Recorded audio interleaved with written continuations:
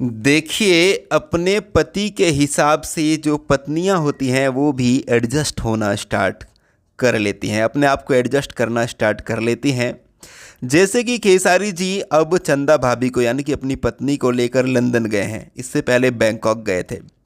तो जो चंदा भाभी हमेशा जो है वो साड़ी में आप लोग देखते होंगे, जब वो मुंबई जैसे शहर में रहती हैं घर में, तब भी वो साड़ी पहन कर ही रहती हैं। लेकिन अब लंदन गए हैं तो उन्होंने खेसारी जी के हिसाब से खुद को एडजस्ट किया है, और फिर वहाँ पर देखिए ट्राउज़र और स्वेटर में बड़ा कमाल की, बड़ा ही मॉडर्न, बड़ा ही मतलब ज़बरदस्त। देखिए, ट्राउज़र पहनी है, स्वेटर पहनी है चंदा भाभी, लुक जो है भैया एकदम ज़बरदस्त निकल कर आ रहा है, हीरोइने तो फेल है।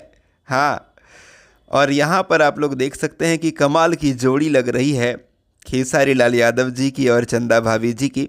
तो ये फ़ोटो चंदा भाभी जी ने अपने सोशल मीडिया पर खुद ही शेयर किया है, आज अभी कुछ मिनट्स पहले ही शेयर किया है, जिसमें चंदा भाभी भी हैं और उनकी बिटिया कीर्ति भी इस फोटो में नज़र आ रही है।